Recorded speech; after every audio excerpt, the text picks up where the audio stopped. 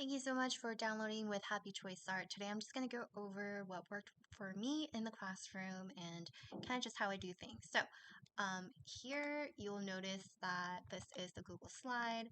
This is all the stock photos and then all the stock photos that you can save and then provide to your students. Here are some free cloud and tree brushes if you want to click there. But basically what I do is this is the Google slide. I provide this to my students and then I also project this in front of my students and then we go through the whole entire tutorial slide together. So in this tutorial, we talk all about the selection tools in Photoshop. I provide them a challenge. All of this is editable, so that's up to you, however you guys want to do it in your classroom. But this is what worked well for mine. And here's some student examples I thought did a really great job in incorporating and following the criterias. So I just project this in front of the classroom and then have them follow this step by step. I walk around the classroom and then I go to the next slide. And then this is everything that they're going to learn. And then on the right hand side is a little GIF on what they need to do. And then on the left hand side are written instructions. So basically they need to open a Photoshop, go to File, Open, find this photo of the girl, click Open.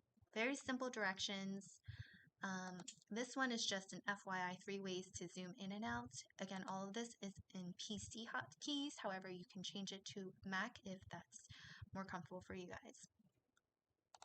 Here we talk about the smart object, why a smart object is good, pros and cons, and here are some good, it's a 2-minute video that does a really good job on explaining what smart objects are. And then we go through the tutorial step by step.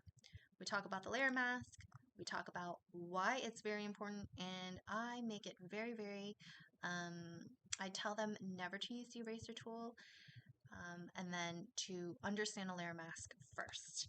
And we are going to do just that. And we just go through each slide. So again, I say paint the background, and then I walk around the classroom and I make sure everybody's on the same page. And I love this because I can just sweep around the classroom in like less than 3 seconds and I can see which students are struggling. And if they are, I can easily help them. So I tell them that the layer mask is one of the most powerful tools in Photoshop, therefore try to use it more than the eraser tool. And then I talk to them about the thumbnails. Like if you click here, this is where you activate the layer mask. If you click here, you are now on the actual photo of the girl. This is one of the first ways that I find that one of the first ways to select a subject. Super easy. This is where we can select the girl. However, for this part, I have them invert it. So I want to teach students how to invert things, and so that we can use the selection tool to just erase the background. And then we invert it, and then we click on the layer mask, and then we erase it so that now if we were to erase using the layer mask, I don't erase the girl because all my selection tool is only on the background. Here we turn in or slide through the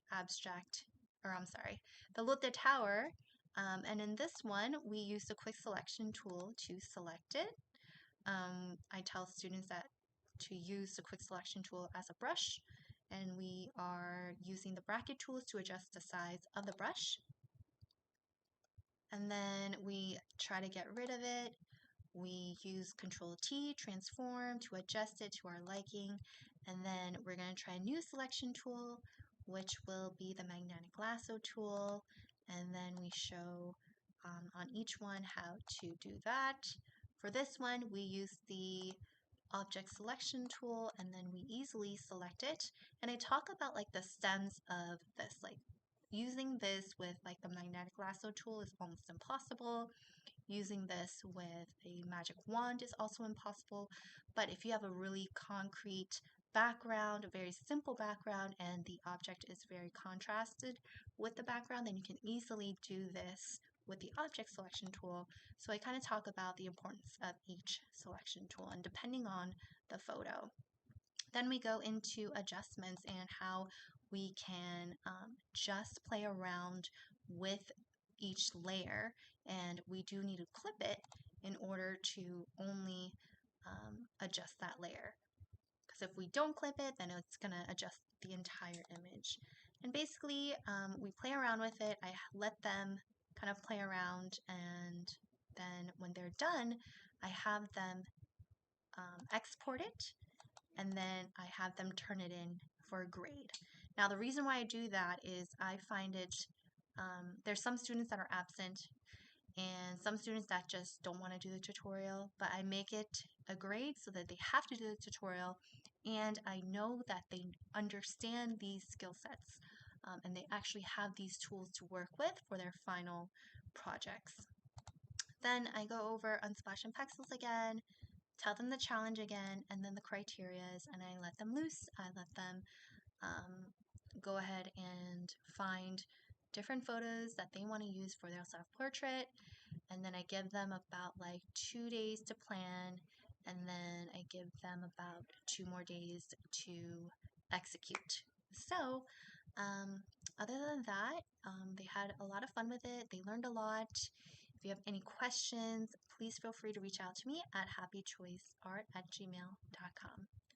Have fun. Bye-bye.